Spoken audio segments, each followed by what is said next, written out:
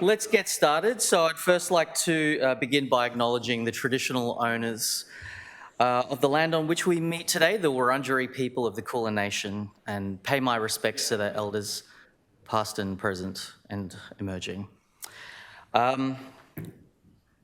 It's a really special day for me and a lot of people here today, especially from our lab. You know, occasionally a student comes along that already displays the qualities of a postdoc, and Sara's one of them. And we're really lucky that she picked our lab. In 2018, our lab was on the precipice of survival. It was touch and go until Sara reached out to me with a very clear objective. I want to understand how cells make decisions. With glowing references from Steve Turner's lab, where she did her master's, after having trained at the University of Turin in Italy. I've got XX here, I forgot to check with you. I had no hesitation in starting her immediately as an RA prior to her commencement as a PhD student. And it was as an RA she solidified our identification of the lymphoid prime progenitor, which resulted in her being joint first author of a Nature Immunology paper. Then as part of her PhD, she discovered novel genes controlling DC development, including B-Core in work I talked about last week, resulting in joint first author in immunity. And this was even before she started on her main PhD objectives, some of which you're going to hear about today. So it may not be apparent from her talk, but these projects required extensive development and validation of new clonal tools, computational methods, biological systems. But in typical Sara fashion, she launched herself into it.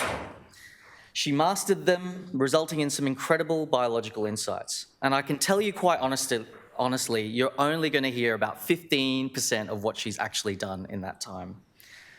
Sara is a powerhouse. Not only is she whip smart, abreast of the literature, able to synthesize these ideas into a bigger picture, but she has great hands in the lab, is scientifically rigorous, never prone to exaggeration, and to top it off is an absolute linchpin in the lab in training students and bringing her signature optimism.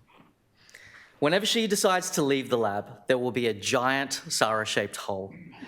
And while that terrifies me, it means Sara will go on to do great things, and you will no doubt be hearing about her in the future. Sara, I don't think you'll ever quite fathom just how much your presence has been pivotal in propelling the lab forward. It has been an absolute privilege and pleasure being your supervisor, along with Tom Weber and Samir Towdy, and we're really excited to hear about some of your work today. Please join me in welcoming Sara Tomei. Thank you so much.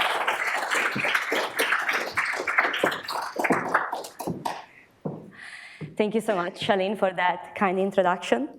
So today I'm going to talk a little bit about my project, which is about the study of haematopoiesis at the clonal level using novel barcoding technologies. So haematopoiesis is the means through which our body produces blood. And it starts in the bone marrow with the stem cells. So these cells are very interesting because they can self-renew, so make more of themselves, and then through a series of intermediate progenitors, they can also produce all the mature cell type that we have in the blood. Now, this process needs to be highly regulated because when we do, for example, have too many immune cells, this can lead to diseases like cancer of autoimmunity, and when we have too little immune cells, it can lead to immune deficiencies. So haematopoiesis has been thoroughly studied throughout the years, and especially at the start, it was studied at the population level. So people used to transplant populations of progenitors into irradiated mice, and what they found here was that hematopoietic stem cell, which I will refer to HSC throughout this talk, are truly the main driver of hematopoiesis, and they can reconstitute the entire blood system of a mouse and produce all cell types. But then people started to look inside this population at a single cell level. And what they find by RNA sequencing was that these populations are actually quite heterogeneous transcriptionally. And then finally, people started to study this population at a clonal level. And by clone in this talk, I mean every cell and its progeny. And when the people studied this multipotent progenitor and stem cell at a clonal level, found that they, in the transplantation setting, found that these were actually quite biased in terms of which lineage they make and the amount of cell that they produce. Some were true multipotent, but not all of them were. So altogether, all these clonal studies that have been done, both in mouse and human, both in vitro and in vivo, changed the view of the field of this classical model of hematopoiesis that I'm showing over here to a model that looks more like this, in which we have different degree of lineage bias in the cell within the same population. So some stem cell, yes, will still be multipotent and be able to make all blood lineages, while others will be already biased towards more, towards one or a few lineages already. So all these studies that I've showed today, that I've shown so far, were done in a transplantation setting or in vitro, and we do call this new updated model the multi-track model in the lab. And in this model, HSC are still the main driver of hematopoiesis, but HSC and MPP are actually a bit heterogeneous in what they make now. So the open questions that we had in the lab in terms of murine hematopoiesis was to truly understand it in the native setting. And specifically, what we wanted to see is whether hematopoietic stem cells actually contribute to native hematopoiesis, like I showed you that they do in transplantation. And we also wanted to see if there are any lineage commitment in HSC in the native setting. And moreover, we wanted to also have a look into human, and for human, we wanted to uncover the molecular regulator of human hematopoiesis that could be used to tune this blood production in vitro. Particularly, we wanted to know, are HSC lineage committed in human as well? There is good evidence that they are. And what are the molecular regulator of HSPC fate? Which brings me to my aim of my PhD. So during my PhD, I wanted to, aim one, trying to understand the clonal behavior of murine HNC in native hematopoiesis. And particularly, I wanted to know how active HSCs are, and if in the native setting there's also some degree of lineage commitment. For aim 2, like Shani mentioned before, was at the start of my PhD, I wanted to validate some molecular regulator that we found specifically for the dendritic cell, but I won't be talking about this aim today. And then aim 3 was to try to find this clonal fate pattern and the molecular regulators of human hematopoiesis in vitro. So for aim 1, why do we want to study hematopoiesis in the native setting? Because during transplantation, the cell undergo through a lot of manipulation. So first of all, you need to take the cell out from a donor mouse. Then if you want to track this cell, you need to label them, usually using a lentiviral library with some barcode. And so you need to infect these cells. Then you need to irradiate a donor mouse, which causes it to lose its stem cell, which also causes a cytokine storm. And that's when we introduce this cell now inside this recipient mouse. So there's a lot of manipulation going through in this case. What we would like to know, what we would like to study is this system, but in an untouched animal. And there's two ways you can do that. One is through genetic barcoding. So in some cases, people have ways to just give a drug to a mouse, and this mouse generates barcodes already inside his body, or through fluorescent reporter, which is in a similar way, you just give a drug to a mouse, and some of the cell inside the mouse starts expressing a fluorescent protein, and then you can track the progeny of this cell by FACS or microscopy. So I'm going to show, so there are already a few ways, methods out there to genetically barcode the mouse in situ, and they are listed over here, but today I'm going to put a bit more focus on these transposon labeling studies, because these studies have already been used to study hematopoiesis in the native setting in mouse. So what they did in this study is the barcode labeled a mouse in situ with their system, and then what they found when they tracked the barcode over time was that MPP and not HSC were actually the main driver of hematopoiesis. And this was because they could find quite a lot of barcode in common between multipotent progenitor and mature lineages, but they could not really see strong relationship between the barcode found in the stem cell and the rest of the population. Now, the other way that I told you can track stem cell in the native setting is through fluorescent-reported lineage tracing. So this is a method in which you have a Cre protein that is under the control of a promoter, and you can choose which promoter that you want. And here I'm listing just some of the ones that have been used to label specifically HSC. And so when people did try to track HSCs with this system to see if they contribute in the native setting, what they found was that, yes, HSC, they found that they could find some fluorescently labeled cell in the downstream populations, and they concluded that HSC did contribute to native hematopoiesis, but with different degree, depending on the type of Cre used. Some Cre, they did not see labeling mature lineages, some Cre they see more labeling. So there's still this controversy a little bit in the field about what's the actual contribution of HSCs in the native setting. So the caveats of these studies were that, first of all, for the barcode study, they labeled all cell inside the mouse of the body. By labeling all cell, if a stem cell is symmetrically dividing and then symmetrically differentiating, you will lose this barcode from the pool of the stem cell. So even if this green barcode here comes from a contributing HSC, you will not see this in the stem cell pool anymore. So there will be no connection. So the main caveat here is that they could not choose which population to initially label. With the fluorescent reporter lineage tracing, instead, they can choose which population to label to a certain degree by choosing which Cre to use. But in here, you have no clonal information. So even though you see some fluorescent cell in this population, you don't know how many HSC are actually contributing clonally, if there's any lineage bias, and so on. So that's where the LoxCode mouse comes in. So the LoxCode mouse is a mouse that's been generated in our lab by Tom Weber and Denise Mile. And it has a mouse that contains a transgenic construct inside the mouse that has 13 different barcodes. And these barcodes are flanked by LoxP site in opposite orientation to each other.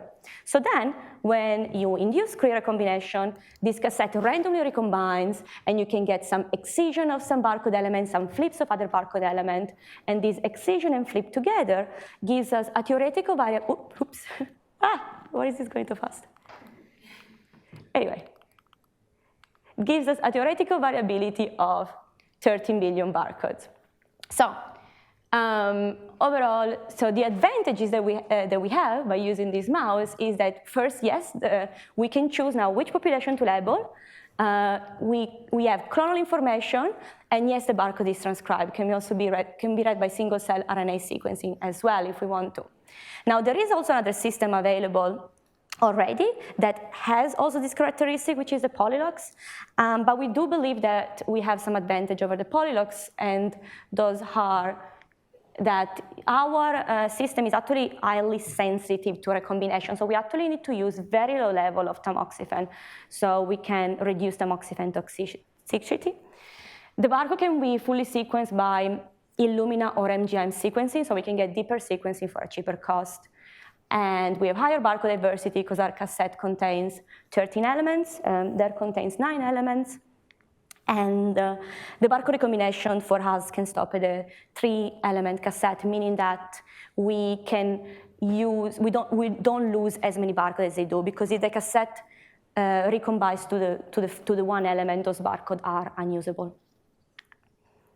So now we wanted to use this tool to answer this question that were still controversial in the field about the contribution of HSCs to native hematopoiesis. And so this is the experiment that I did. So we barcoded the LoxCode mice that we crossed to an FGD5 Cre ERT2. So for this experiment, we chose a Cre that was under the control of a gene called FGD5, which is shown to be expressed exclusively in HSCs. And so when we give tamoxifen to these mice, when they become adults, we will only label the HSC inside the mouse and nothing else. So then at week 32 and 18 months post-barcode induction, I harvested the spleen and the bone marrow of these mice. And from the spleen, I sorted for all these populations. So I sorted for dendritic cell, I sorted for some myeloid cell, B, T cell, erythroblast, and some c-kit progenitor that are found in the spleen. And then from the bone marrow, I sorted for the long-term HSC, which is what I've been referring to as HSC so far, short-term HSC, MPP, and MPP4. I extracted the DNA and did library preparation and sequencing on these barcodes. So the question I wanted to answer was, do HSC contribute to native hematopoiesis? Now, if HSC do not contribute, since we're only labeling HSCs, when we look at our result, we will only find barcodes in the stem cell population, so population A in this case here. And we will not find any barcodes anywhere in all the other population that I sorted because none of them will be labeled.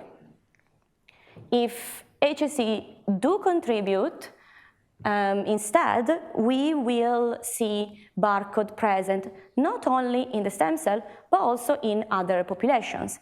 And more importantly now, because we exclusively labeled, well, only labeled HSC, all these barcodes here that are not present in HSC anymore, but are present in other populations, we're able to say that these were barcodes that were once HSC that contributed to hematopoiesis but left the pool. So, to answer this question, this is the bone marrow data from the week 32 time point, and we do see that yes, HSC seem to contribute to native hematopoiesis because we find barcodes not only in HSCs, but also in other populations. So in this heat map, each row is a barcode, and obviously this column is the population in which those barcodes were found. So we did find recombined barcodes in other populations that were not HSCs. And this is the 18 months data. So this was 1.5 years after barcode induction. Still, we also find barcode in other populations that are not HSCs. And interestingly, some of these most of these barcodes, actually, I would say, were not present in the HSC pool anymore, meaning that those were contributing HSC barcode that left the pool, and therefore we could not have discovered by just using a CRI that labels everything. So the other question that we had was if HSC in the native setting are lineage committed, which in the transplantation setting has been shown to a certain degree for some population. So if HSCs are producing all lineages, then you would expect that each barcode in the HSC will be present everywhere. So will be shared from all the populations that I sorted. So the heat map will look like something like this. So you'll have barcodes that are present in HSC or not present, but they are shared between all populations, or most population. If HSC instead are lineage biased, so each of them is only making some population but not others, then what we will see is a heat map that looks a bit like this, which has blocks of barcodes that are present only in population B, C, D, E, etc. So this is the data from week 32 from the spleen. So in here, I'm showing each column is the mature population that is sorting from spleen, and each row here is a barcode. And indeed, we can find barcode over here, especially in the top, that are shared with most population, not 100% of them. But what was very interesting to us was this area of the heat map over here, where we see barcodes that are found only in 1 or 2 or 3 populations. So these were long-term HSC barcodes that were found, they made only the population in which they were found. Or, yes. And this is the data for week 32, and this is the data for the 18 months transplantation. And even after 1.5 years after barcode inductions, where you would expect only a few HSC clones to be present, we can still find quite a lot of barcode, so quite a lot of HSC contributing, and still find some evidence of lineage bias. So we also wanted to have a look not at if there was also difference in the clonal output of these HSCs. So we did this bubble plot showing the week 32 data now with everything. And in this bubble plot, each row is a barcode. And the size of the dot is essentially the amount of cell that that barcode produces in this population. And that there's a lot of barcodes, so there's a lot of color, but essentially you can see that barcode like the one on top here in green that produce everything and produce everything in large clone, but then you can also see barcode that produce only certain population, and there's also differences in the size of cell that they produce in within the population. But more, and this is for the same, you can see for 1.5 years, you have barcode that produce large clones everywhere, and you have also differences in sizes, in barcode sizes in within the same population. And what was very interesting was this area over here in which you find very large clones that are uni or bipotent. So these are clones that are found mainly in 1 or 2 populations. For example, this blue clone here was a large, very, very large clone that was found only in B and T cells. So those these unilineage clones are, or bilineage clone, are not minor. They are actually producing, in some cases, a huge proportion of their population. So the conclusion for this aim was that, bringing back to the controversy that was in the field, we saw that HSC seemed to contribute to native hematopoiesis, and each HSC clone contribute differently with some degree of lineage bias and also clone size bias. So for this aim, what now I would like to do is to understand what are the molecular regulators of this HSC behavior that I'm seeing over here. And to this point, we did some single-cell RNA sequencing on the mouse bone marrow. And I just got the data recently, and I will look at it soon. So for AIM2, like I said, I'm not going to talk too much about it today. It was to validate molecular regulator of DC development found through clone splitting experiment in vitro. And we did find some genes that regulate DC development, and it's published over here, so you can read all about it. What I want to talk to you about today before I finish is my third aim, which was to find clonal fate pattern and the molecular regulator of human hematopoiesis in vitro. So bringing back to the open question that I had at the start, what I wanted to ask was, are HSC lineage committed in human as well? And what are the regulators of this fate? So to do that, I first had to develop a human multilineage culture system. So people cultured human HSC already, and there are protocols out there available, but usually they are optimized to the production of the cell type that the lab is studying. What I needed was a culture system that allowed me to produce most cell types that are in the blood, or at least was permissive of the production of these cell types. So I started by taking some human published culture systems that were out there, some more for DC production, some more for myeloid production, and then I put them all together and optimized, and essentially, I'm not going to take you through the whole optimization process, but I'm just going to tell you what I tried. So I tried all these different cytokines. So I optimized all these different cytokines in different concentration and different combination. Then I also tried to understand which stromal cell to use, and I had a look at MS5, OP9, and OP9-DL1.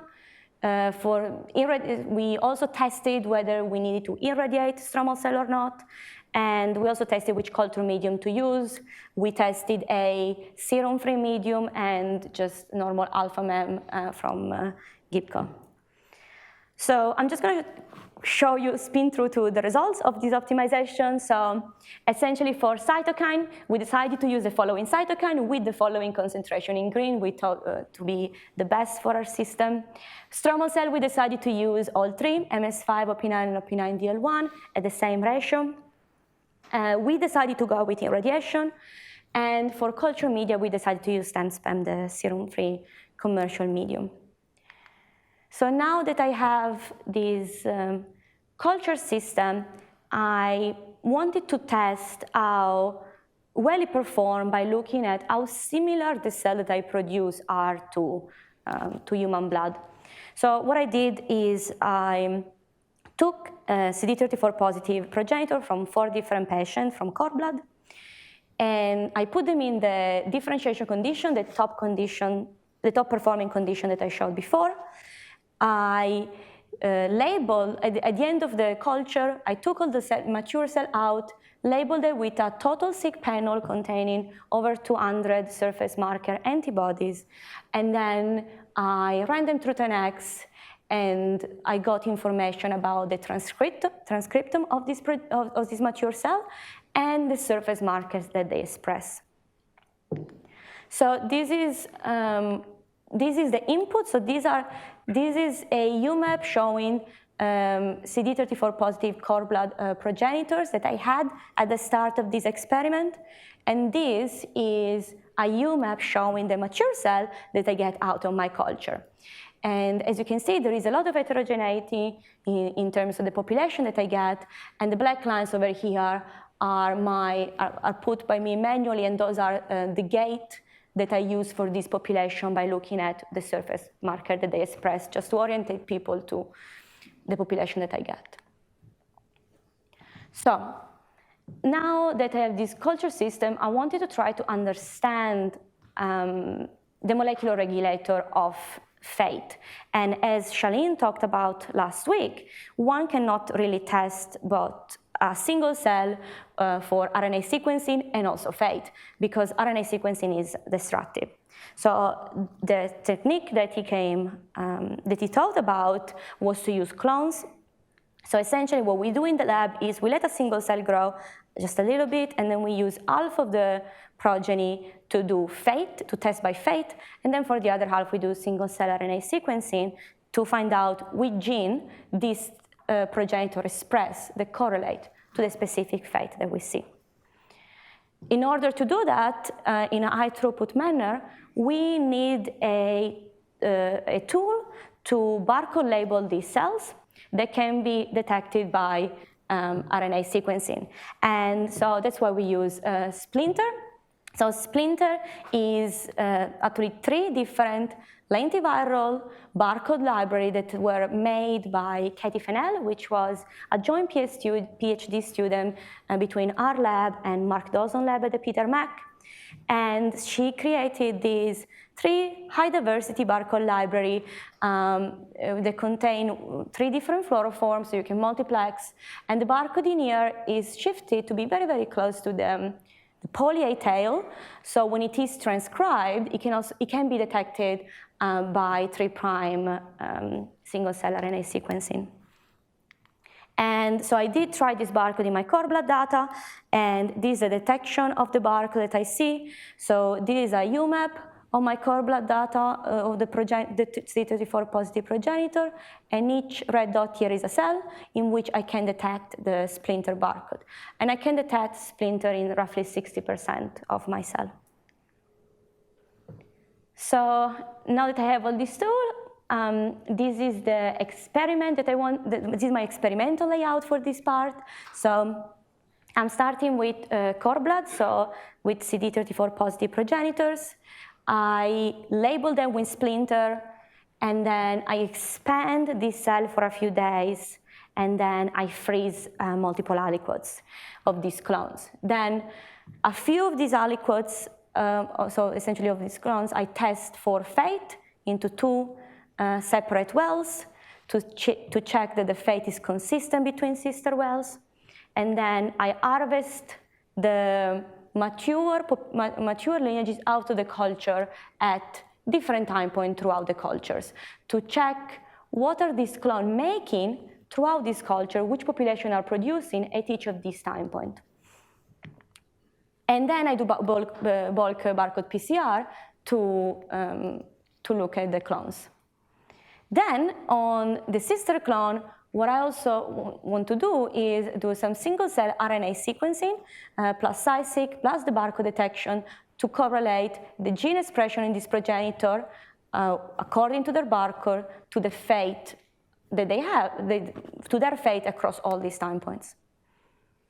So for this to work, the sister well fate needs to be conserved. And so firstly, I had a look at the barcodes that I found in common between the two sister wells, and I found that roughly 50% of my barcode were actually shared between two wells, so I could find in both well A and well B. Then I had a look at how similar the fate of this barcode is between well A and well B. And so in here you have, each dot here is a bit hard to see, but each dot here is a barcode. And this is the similarity index that these barcodes have in both sister well. And as you can see, this is higher than, this is just a randomized barcode. This is higher than if it was by chance. And then Tom also did a 1D UMAP in which he ordered all the barcode from well A on this axis and all the barcode from well B in this axis. And in here you can see each dot here is a barcode. And the density plot shows where most of the barcodes sit. And essentially, if the barcode has the same behavior in both well A and well B, it will sit somewhere very, very close to this diagonal. And as you can see, the majority of our barcode was actually quite conserved in terms of fate between the two wells. Then we also wanted to see if the clonal contribution is also conserved between the two wells. So, for example, we had a look at all the barcode from one donor, so for my donor 1. In this plot here, you have all the time point on the x-axis, and this is the percentage of read that I get per barcode on the y. So here's all the barcode recovered from this donor in well A, and this is the kinetics of each barcode. So how do they behave in the culture? It doesn't tell you what they make, it just tells you the expansion and how they behave. And then we ask, is the clonal contribution of this barcode in well A similar to well B? And we found that, yes, it was actually quite similar. We have barcode that, for example, the salmon one started small and then became big, and barcodes that, and in general, there are some differences, but the behavior is quite conserved. And this was not only for one donor, but I did it for all the other donors that I had in my culture, comparing the contribution of this barcode in the two wells. Then I wanted to actually see what are these barcodes making. So this is the heat map of all time points from well A. So this heat map contains now, each row is a barcode. The annotation here is the donor, where the barcode comes from, and the cluster. And essentially, you can see that, so in each column here, there's a population, and the population are ordered by time point. So you will have CDC1 at day 7, CDC1 at day 10, 17, 21, etc. And what you can see is that there are barcodes, for example, like this central one. So these are clones that made all population at all time point across the whole culture. And, well, for example, these clones over here, these are clones that only made mast cell. Again, across all time point, but only mast cell. And in here, we have some clones that only made erythrocytes, but they made them at only at very early time point, and they disappear. This one made erythrocytes and, for longer time point, etc. So then we wanted to ask, okay, so if I order the barcode found in well A in the same order in well B, do I find similar pattern? Do the barcode in well A make what barcode in well B make? And this is what the well B heat map looks like. And it is remarkably similar, meaning that these barcodes that were split at the progenitor stage still produced the same or very similar population at the similar time in both wells that they were cultured. These were cultured in separate wells, same experiment, but separate wells, not together. So then, if the fate is conserved, that then gives us a reason for us to look at now the RNA-seq data and see if we can find genes that correlate with that fate. So this is what we did, and this is the UMAP of my progenitor. So this is the progenitor that I put in at the start of the culture. Some of them are a little bit more differentiating than others. They are clustered in this UMAP by RNA, and the annotation of the clustering is here according to the population. Then what Tom did was he made another UMAP, but this time in this UMAP, each dot is not a cell, each dot is a barcode. This is a UMAP of the fate. So it took all the barcode in the bulk culture and organized this barcode by what they make. So in here is what the progenitor expressed, and in here is what they made throughout the whole culture. So now one can imagine that if the RNA signature that defines a population is the one that also defines what the population will make, if you have, for example, a cluster like this one over here that is transcriptionally similar in terms of RNA, when you overlay this cluster to this fate UMAP according to the barcode, you will see that it cluster by fate in the same, roughly in the same position. They should cluster together. And so we did exactly that. So we overlay each of these populations on the fate UMAP, and for some of this clustering, like for example the CMP barcodes, they did group quite together on the fate UMAP. But what was very interesting was that, for example, in the case of the HSCs barcode did not group all together on the UMAP. They can actually be divided in 1, 2, probably 3 clusters in terms of fate. So transcriptionally, they are quite homogeneous, but in terms of fate, there's multiple clusters. So this is now the overlay of all populations that we get. And essentially what I'm trying to show here is that the strongest gene signature that we use to assign a cell to a population or a cluster is not the one that dictates what the cell makes in all cases. Sometimes yes, but in some cases this is very heterogeneous. So what are the factors that then regulate the fate? If it is not the strongest gene signature that we use to define a population, what is it? So that's when Steve Zhang came along, and he did what is called factor analysis. So I'm going to try to explain this to you. This analysis was all done by Steven. And essentially, imagine you have this like Lego duck. So you have this Lego duck. This Lego duck is made up by different components, which in this case are factors. So all these factors together, if put together in this order, build this duck. But this single factor over here can be used in conjunction with other Lego pieces to build a different Lego animal, I guess. So what are these factors? So these factors are learned from my data set by integrating together all the information that I have about the RNA of the clone, so the transcriptomes, the fate that the clones make, and the surface marker that clones has. So by integrating all the 3 components together, we can learn this factor, and this is essentially what a factor looks like. So in here you have a factor, in here you have the top 20 genes that are associated with factor 3. Here you have the top 20 markers that are associated with this factor, and in here you have the fate of the factor showed as amount of cell produced over time. So this is a factor, for example, that is correlated to high production of CDC1 at late time point, and a bit of production of CDC2 and mast cell, for example. So we didn't have just one factor in this analysis, we actually had 16. And so we have 16 different factors that can explain our data set. And then the good things about these factors is that are superimposable. So you can use them together. And what you can see over here is a heat map in which each column is now a factor and each row is a barcode.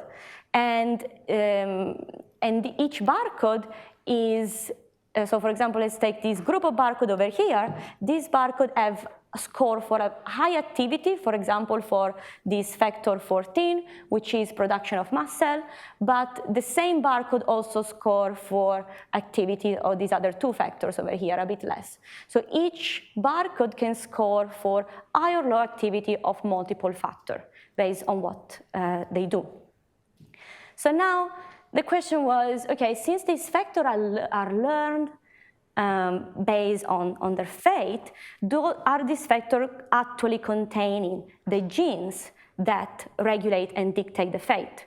So what Steve Zhang did, he tried to use this factor to predict from the RNA alone what the cell will make. So he did a 80-20 train test split. So he used 80% of my data set to train the algorithm using the factor analysis. And then he tried to predict the fate on the remaining 20% of my data set, which you can see over here. So this is 20% of my data set taken at random. And each row here is a barcode that was in my data set. And these are the columns of what the barcode made over time. And then he tried to predict this fate by just looking at the RNA of these clones. And this is the prediction. So it is quite similar. So the prediction from the RNA is actually quite similar to the true data, which means that the genes that we uncover with the factor analysis are correlated with fate. And now we need to go on and try to validate whether they are actually causative of that fate.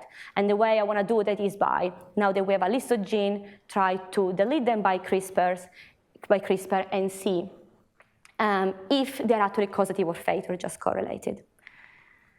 So for the conclusion of this aim, I showed you that human HSPC fate is clone intrinsic because it conserves between the two plates. Sister clones are highly conserved in what they produce and when they produce it. The RNA signature that we found to define the population does not necessarily define what the fate of that cell is, not in all cases at least. And factor analysis identify genes that at least correlate with fate, and then we need to go on to validate if they actually are causative of fate. So again, future perspective for this aim would be then to validate these genes that we found. So I want to just take you back for a second to what I talked about at the start. So I told you that haematopoiesis is a process that is highly regulated. And then I went on to show you that fate is imprinted in early progenitor in both mouse and human. And the genes that regulate early lineage imprinting are not always the ones that are defining the population necessarily. So now we have this framework that could not be used just for haematopoiesis, but this framework could be used for other systems of stem and progenitor cell differentiation. Also, it could be used to study how does this pathway that we found change during stress, for example.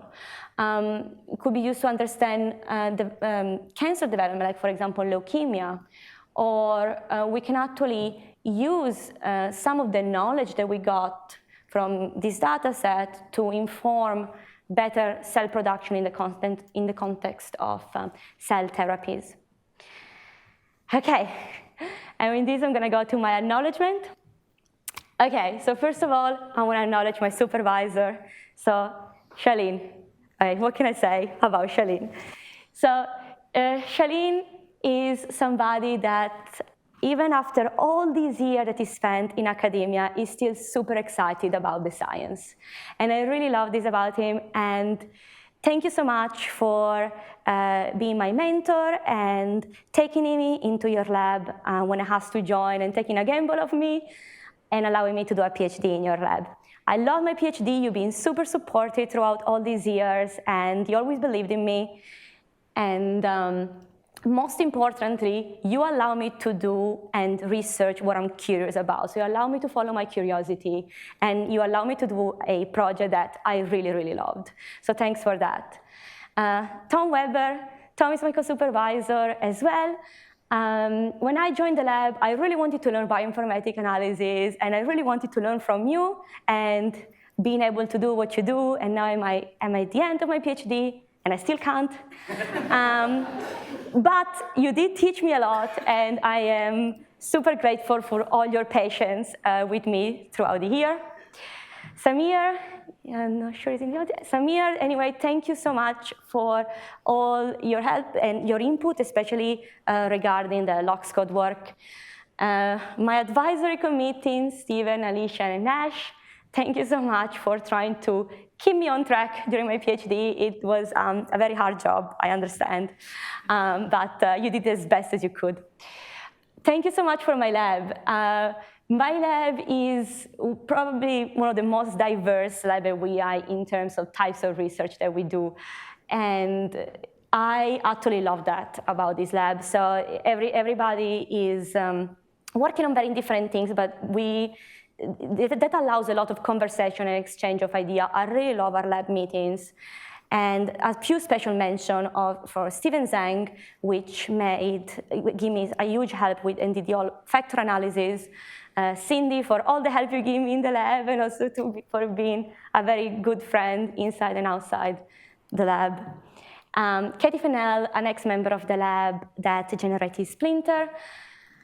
Immunology Division, thank you so much to all of you. I just listed a few people here that helped me with reagents over the years. From the Taudi lab, I want to thank particularly Christine Bieben for all the input she gave me in the progenitor part of the LOX code work. SCORE, I want to give a special shout out to Casey and Ling, which helped me so much with all my single-cell RNA sequencing experiments. This would not have been done without you. FACS facility, Immunology Division Coordinator, Education Office, the fundings, and also, more importantly, family and friends. My family is not here today. They're in Italy, but they actually woke up at 5 a.m. to watch this.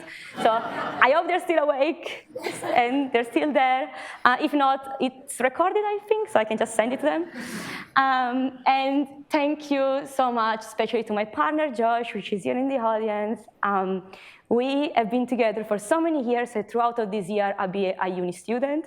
So thank you so much for the massive support, both economically and mentally, that you gave me. This would not have been possible without you. And with this, I'm happy to take questions.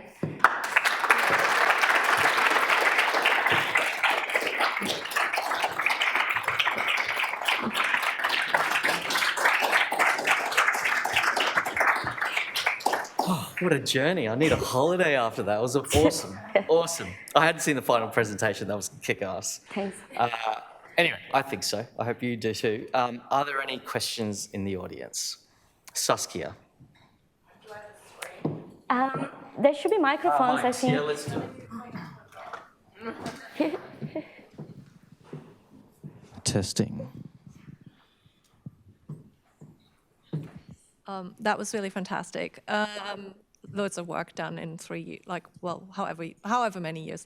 Doesn't really matter. So I have a question about the factor model. So Yes. I guess it's kind of like a machine learning model that you're applying.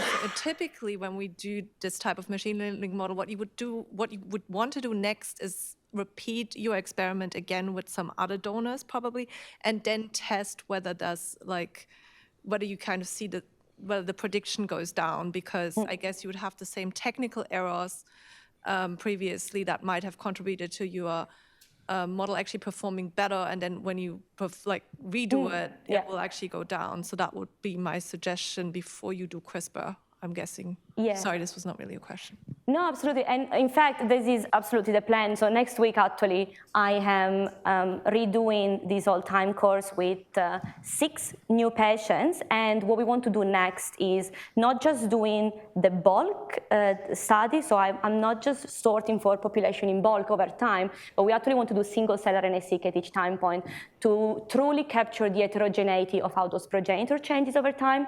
So this was just a test to see if if the experiment work, and then Steve had just the idea of this vector analysis, but definitely we're going to redo it on the new data set as well, which will contain also more patients. Thank you. I'm here. Sorry. Yeah, it was beautiful, thank you. I was interested in your human stem cell work. You've used cord blood cells to do your analysis. I wanted to hear what you think about if that would be different if you're using bone marrow stem cells. Yeah. And that also leads me to the FATE study and the impact of the niche that you can't really address in your model, but I'm just curious to hear your thoughts on that. No, absolutely. So first of all, for the first question, and thank you for that question, yes, I believe the bone marrow will be different. Bone marrow progenitor are different from cord blood progenitor. Originally, I wanted to do this experiment with actual bone marrow, but it's much harder to get. And so we did do it with cord blood. In order to test the genes that we find and the true effect with the niche and stuff, we are planning to anyway validate that these genes that we find also in vivo in humanized mice model, for example, which is, I mean, the best that we can do with in vivo human work, at least for now. And so essentially, yes, I agree, the genes so this fate pattern might be different, so this cell might be different, but we're not really looking at what these cells are making. We're just trying to find regulators that we could apply to essentially, in this case, hematopoiesis in general, and then we will go on and test in a true hematopoietic setting. So obviously not all of them that we find correlated here will be the genes that we find that are doing something important. So we're planning to do the testing for that. Congratulations, great talk, great work. The in situ in vivo work, you flagged that you want to look at stress hematopoiesis situations. Yes. Given the existing literature and the different answers that happen there, what are your hypotheses? So what stresses are you thinking of looking at, and what answers are you trying to prove or disprove? Yes, that's a great question. So actually, just this year in February, a study came out in which one of the group that I showed using also the Polylox model did do that. So tested mice that with barcode label HSC under stress, and with stress they tested a lot of cytokine induction, depletion of lymphocytes, or depletion of myeloid cell, et cetera, and they did see that stem cells don't seem to be the one that respond to these stimuli. I believe that yes, I believe that we do also want to test this condition under stress. The stress that I will pick will be something that allows the stem cell to get out of their niche. So something like irradiation or something like GCSF injections. And in fact, that's exactly what we did already in one experiment with the GCSF injections. I did find that hematopoiesis does change quite a bit there. And then the other experiment we want to try and test is irradiation. And my hypothesis there will be that if the stem cells are kept quiescent from their niche, you can't really test their output in emergency unless you affect their niche. So that's why we wanted to use those stress methods. Yeah, thank you. Thank you for a wonderful talk. I'm just wondering, for the factor analysis, it's actually reflected the correlative relationship between those genes and cell fate. But in terms of to evaluate the causative relationship between those genes and cell fate, I'm wondering what techniques and analysis would you continue after this? Yeah, so in order to validate if those genes are causative of fate or just correlated, the way we did it previously with CSIC in mouse was to CRISPR them out, first in a pool altogether, and then taking the top hit and then CRISPRing out one by one, redoing the culture, and then see if something changes in the output. So that would be the plan, at least so far. I'm not sure bioinformatically if there is some analysis as well that we can do to test which gene could be causative of fate or not just correlated, but I think that in order to properly test it, we will have to do it experimentally. Hi, Sara. How's it going? Hey. Congratulations. Fantastic talk. Obviously, a huge body of work. So yeah, congratulations again. I'm really interested in this LOX code data with the native hematopoiesis. So correct me if I'm wrong, and I'm just trying to remember if I've interpreted the data correctly, but it looks like there's relatively few true multi-lineage, like you focus on the lineage restricted, but it looks like there's relatively few true multi-lineage HSCs. But it looks like the few that are there are generally like really high output.